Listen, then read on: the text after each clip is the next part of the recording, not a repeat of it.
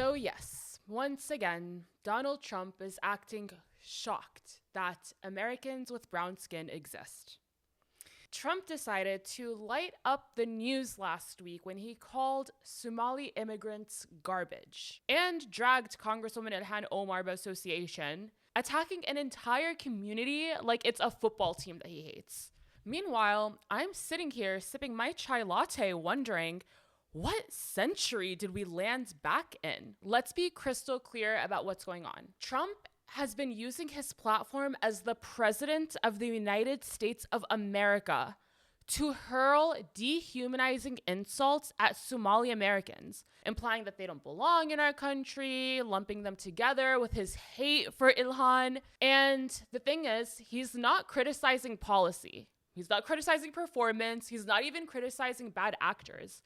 He's literally just telling an entire ethnic group that their existence, their whole community, even their families, are dirty, disposable, and unwelcome. And if you're still deciding whether or not we can call that hate, let me remind you of something. When a president calls a people that are his subjects garbage, he's not only disrespecting them, but the very office he represents. None of this is new. It's an old playbook, right? It's find a minority, paint them as a threat, blame them for job losses and crime and change, and then dehumanize them enough until the majority is distracted enough at the cost of another people's humanity. It's always a distraction from something. We've seen it with immigrants. We've seen it with Muslims. We've seen it with refugees, with Black communities. We've seen it far too many times. Who will it be next, Donald Trump? Who? However you might feel about immigration, can we at least all agree that we need to hold our president to a higher standard than a freaking faceless troll account on X? Please, okay? At least to make a logical or political argument. Not a temper tantrum that sounds like my little toddler baby cousin. They're dirty. What? As a country, we are really losing the meaning of being American. That we're a land of many colors, many faiths, many origins, but we believe in universal dignity. The president's office once upheld that standard, and that standard has been completely lost by this reality show star that we somehow elected to the highest office of the land. And tomorrow it'll be another group, and the cycle continues. Not only that, but he is disrespecting and insulting our congressional representatives. He doesn't even have respect for the American government. And it's embarrassing. It's really embarrassing us in the eyes of the rest of the world. Look at his treatment of Ilhan Omar in this mess, okay? Ilhan Omar is garbage. She's garbage. Her friends are garbage. Because Trump didn't just go after the Somali community. He made sure to throw Ilhan's name in there. Now, I'm not saying Trump is obsessed with Ilhan Omar. I'm just saying, if he removed her name from all of his public comments, we would lose a lot of material. The best part is that Ilhan said what we're all thinking. She called the president creepy. We feel like there is an unhealthy obsession that he has on the Somali community, and an unhealthy and creepy obsession that he has with me. And honestly, that is the perfect word, because this president keeps circling back to her like a toxic ex. And Ilhan is brilliant. She didn't take the bait at all. Instead, she framed it exactly as what it is. As a really weak man using hate to distract from his own failures. Where have we seen that story before? Here's what she had to say. We know that the president oftentimes resorts to very bigoted, xenophobic, Islamophobic, racist rhetoric when he is trying to scapegoat and deflect from the actual failures that he has himself. She called out his exact blueprint when he has no solutions. He attacks women, he attacks minorities, he attacks immigrants. Literally, he will attack anything if it'll take the heat off of him. And the thing is, Trump knows he can't win debates on policy, so he shifts to racial attacks, hoping that the rest of America won't notice his lack of substance. Spoiler alert, we noticed, Donnie boy. we noticed. But here's something that I think is really interesting. I've been sharing this clip on social media that somebody shared, which is of a person that went on a delegation trip with Ilhan to the EU. So essentially, Ilhan was representing the United States government and the president within this context among other European countries. And listen to how Ilhan reacted when somebody was disrespecting President Trump. And she looks at the guy, she goes, you might not like what our president is doing, and you might not agree with our foreign policy, but when we're here, you will respect our president. She was talking about Trump. Are you kidding me? So in the United States of America, Ilhan Omar is literally eating because of the president. President Trump is literally personally targeting and attacking her, a congressional representative in an elected position in government, okay? And yet, in the face of true political outsiders, aka other nations, she stands loyal to him as her president. When honestly, I don't think any one of us would have blamed her if she threw Trump under the bus like he deserves. But in my opinion, this is the realest level of integrity that a public leader can have.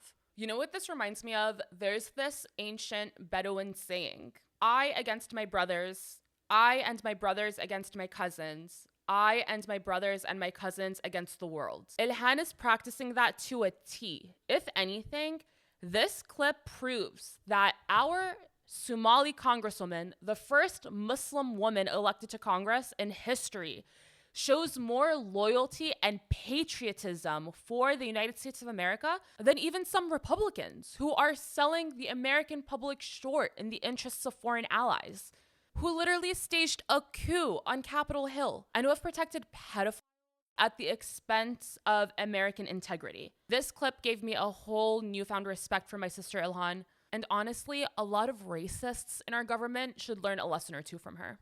And I will say, if you want to know who Somalis are, just look at Ilhan.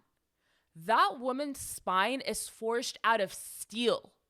And we should feel proud and honored that Somalis are part of the American fabric. I mean, even just alone, did you see the way that Somalis in Minnesota were dragging Trump with all of those memes? Like, if anything, that is peak American behavior.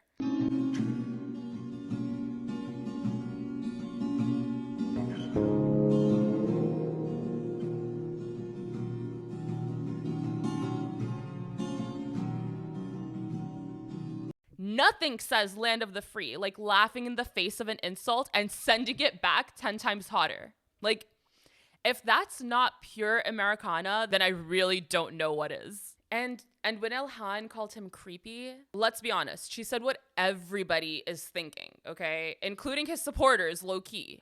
Because let's be real, nobody who's truly winning spends that much time talking about a woman who has never given him the time of day. Maybe Trump's an incel.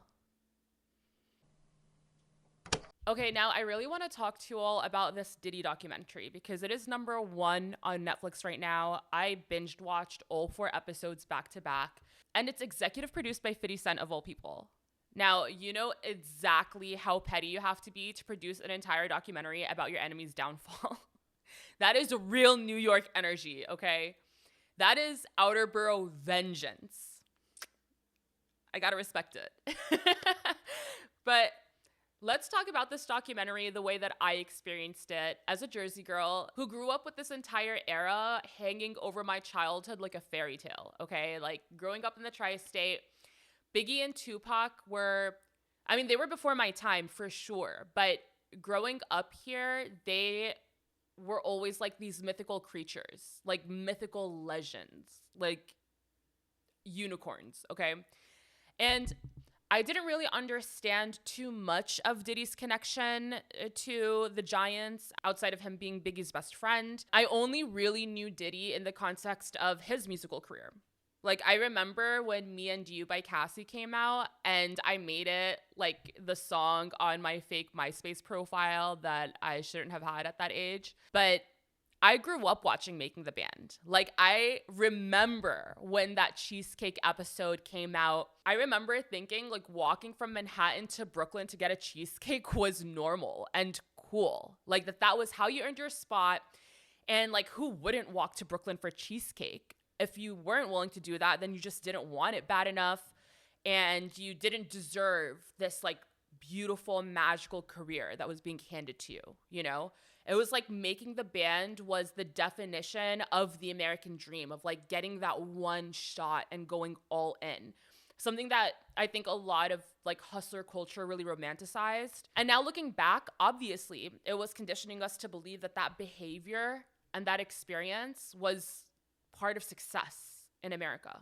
You know, like that this is how great men operate and this is what power looks like. And now in 2025, looking back, we understand that you could say the same exact thing about Diddy like you can about men like Trump and Epstein.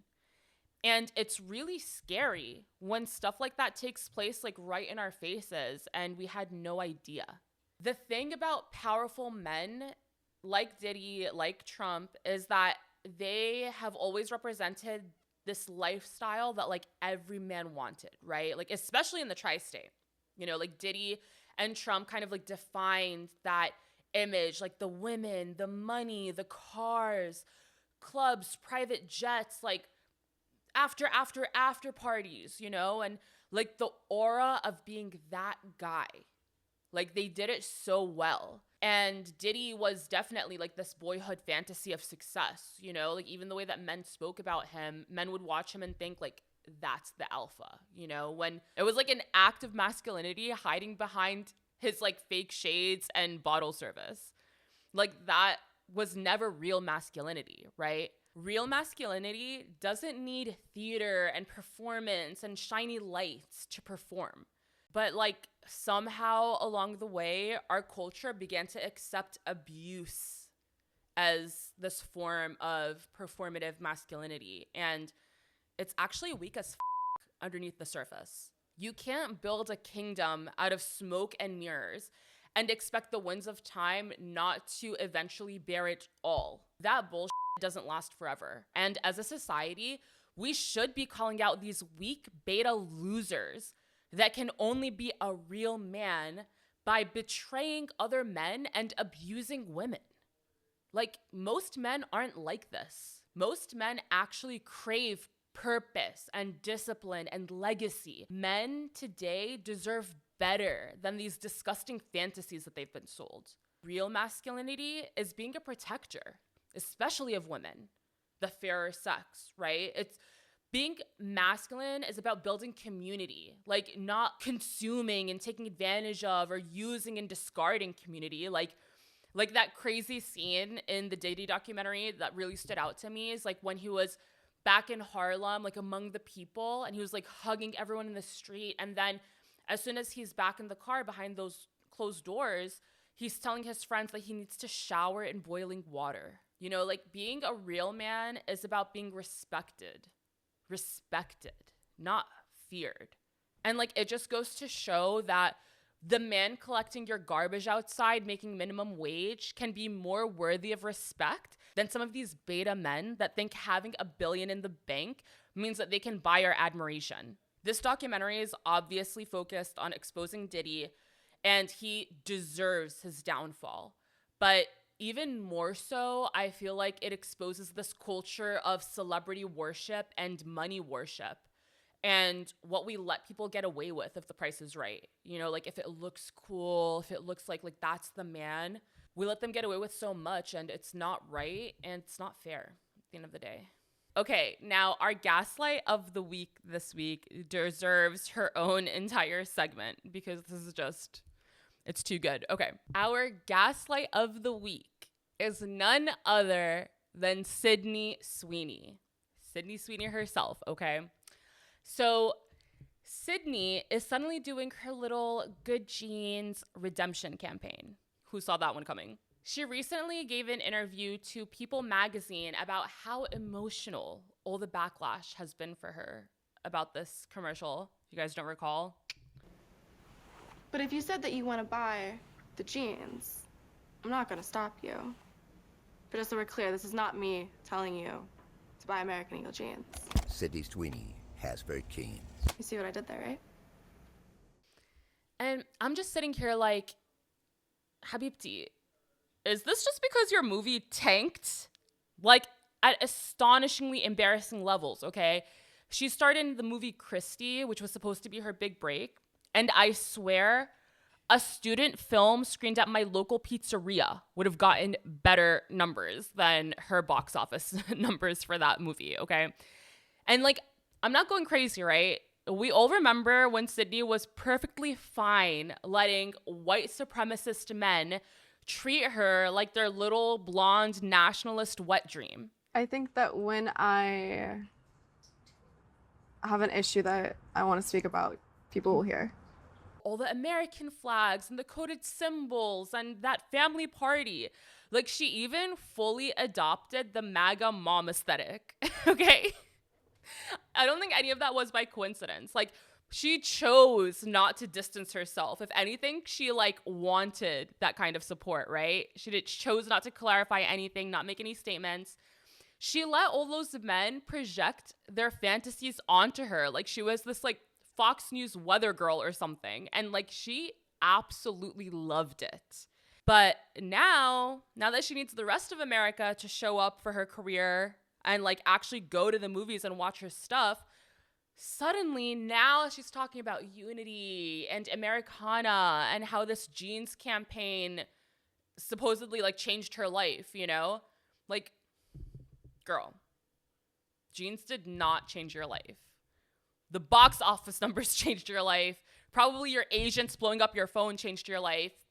Let's be honest, okay? Like, these white supremacist dudes that she was catering to, they'll hype bikini photos all day long. But if you ask them to leave their house and go buy a ticket to a woman-centered movie, sit through a plot about a woman, follow a storyline centered on a woman, like, absolutely not, okay? And evidently, that is a big problem for Sydney Sweeney. So she wants to make the leap from TV into becoming a leading lady, and she's just not getting the numbers, you know? And like, what's sad about that is that the men that she's been unashamedly catering to will definitely use her while she's hot, right? But like, the second she turns 35, like, they're disposing of her ass, okay? She was so cool with playing into the conservative male gaze until she realized that they don't actually show up for her work. They just show up for cleavage. No duh, Sydney. And then Christie hit theaters and literally performed like a DIY YouTube miniseries. It's kind of embarrassing. And it received no nominations for any awards. Like not even a pity nod, which is shocking for a blonde woman in Hollywood. Like, that is a first. So yeah, of course now she's rebranding because we're all dumb, right? Sydney isn't doing a PR tour. She's doing a please don't let me be typecast as the blonde MAGA fantasy while my IMDb star meter rating is like bleeding out on the floor kind of tour, okay? And honestly, maybe this is good for her. Like, maybe she needed this to learn that pandering to the men that thought Barbie was propaganda is like not a longevity strategy. Like, that is just not sustainable. But let's keep it real. If you want the actual American people behind you, like the diverse audiences, the women, the communities of color, like the people with actual taste, you can't cosplay as a GOP poster child and then cry into a pair of jeans when your movies flop. Hollywood is many things, but one thing it's not is forgiving when the numbers are ugly. Or the women. Sorry. Okay, guys, as you all know, I issued a formal invitation to the weirdo that is Valentina Gomez to have a conversation about all of the vile things that she's been saying about Muslim Americans. Valentina Gomez blocked me. I would like to extend a formal invitation to her to join us on our platform for Muslim women in America, Muslim Girl. No debate, no theatrics, just an open conversation. Valentina is constantly calling us dirty Muslims and saying that we should reject Islam. If she believes that, she should be able to explain it directly to a Muslim woman who was born and raised in this country. She loves free speech, so this is her chance to use it. Valentina, you can pick the place, you can pick the time. I promise we'll make it happen. It's been a whole week and this girl has been dodging. She's been dodging me. She's been dodging you. You guys have been posting my videos under every single one of her tweets and like chasing her, which I love. I love you guys for doing that.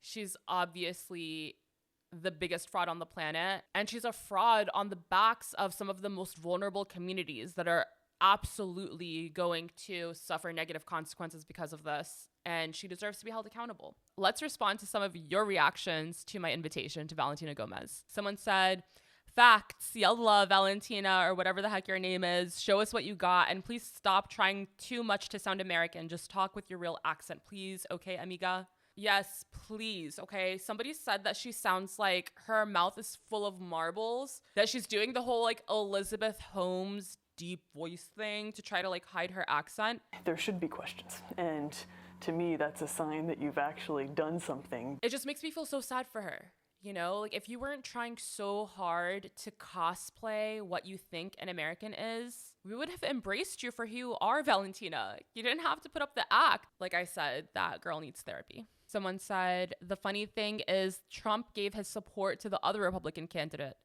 Genuinely. Like how effing embarrassing is that? You are selling yourself, your soul, your dignity to cater to people that don't even like you. And to add insult to injury, the man that you are kissing up to doesn't even want you. He's like embarrassing you in public. That does not sound like a fun form of masochism. Someone said Texan people are not going to vote for Valentina Gomez. Yeah, clearly. Another person said build that wall. I'm sorry, I find this so funny. I am so anti-walls. I'm anti-walls, I'm anti-borders. I would love a free earth, you know. I actually am like politically extremely against the wall, but this is so hilarious to me because like if we did build that wall, Valentina Gomez would be one of the people directly like impacted by that. But that's what she wants, right? I can't tell you how funny it was to me that so many people were like, who cares if they're immigrants? Like, MAGA doesn't care if they're immigrants. Like, as long as they do so the legal way, it's like, baby. Valentina and no Republicans are talking about the difference between a legal immigrant and an illegal immigrant, okay? They want all immigrants out. That's the irony of this all. I'm a Hispanic Muslim. This person is so unserious. Thank you for that representation, Hispanic Muslim. We appreciate your voice. Even the Israeli reporter she interviewed last month told her she should give the Muslims more grace. No, like literally. When Valentina went on her token Israel indoctrination trip, like even they were sick of her over there. Like that. Do you understand how much of a lowlife you have to be for your Islamophobia to even be sickening to the Israelis? Like, oh my God. Someone give Valentina a gold medal in hate, because that is a true accomplishment. My goodness. Why can't ICE take this woman? I make jokes, but even I hesitate to throw the heat back on people like Valentina because I know it plays into a really ugly rhetoric that I don't believe in. You know, I don't believe in denigrating people because of papers or that anyone can be an illegal alien. I think it's extremely dehumanizing, but it's just so gross when somebody who is part of that group is literally trying to throw the rest of literally their peers within that group under the bus for their own self-interest. Like it's really disgusting to me. So somebody said Muslims were not here first. The same thing with the blacks. Hello. Who do you think built this country? Like actually. The last I checked, I think it was like 15% of the slaves that were forced here on slave ships and actually built the White House, Capitol Hill, literally built our country. They were Muslims. They were Muslim Africans. So show some respect. Somebody reacted to my comment in the last episode, making the connections between the Constitution and the Quran. I didn't make a direct connection between the Constitution and the Quran. I just said that one of the founders was like famously known for having a Quran and studying the Islamic legal system, which I believe absolutely influenced our Constitution. And I believe the Constitution is perfectly aligned with the concept of true Sharia law, not the propagandized or the bastardized version of what that looks like. And I say that both in it being hijacked by Western narratives around what Sharia law is, and also by some extremist Muslims that hijacked like the true, beautiful, and just foundation of what Sharia law is supposed to be for their own interests. But I responded to that by citing a quote from the Smithsonian. And I really encourage you guys to do your history, to do your research about this, because it is quite fascinating. And if we're going to be engaging in conversations about the United States of America, who's American, who isn't, who belongs in this country, are we a Christian nation? Are we an English nation? You know, we need to know our history. And I think that's a really big problem. Actually, the biggest problem facing American democracy today is the lack of education.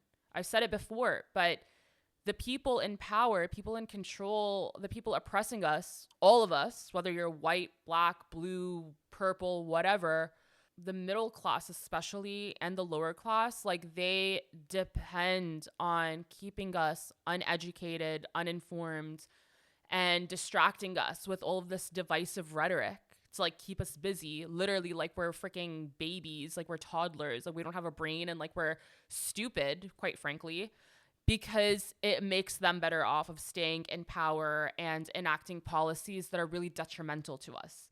I think it was Aristotle that said that the worst kind of democracy is an uneducated democracy, because then it's just a republic led by idiots. And I couldn't describe our current state of American affairs any better than that. So, all right, guys, that's all we have for this week.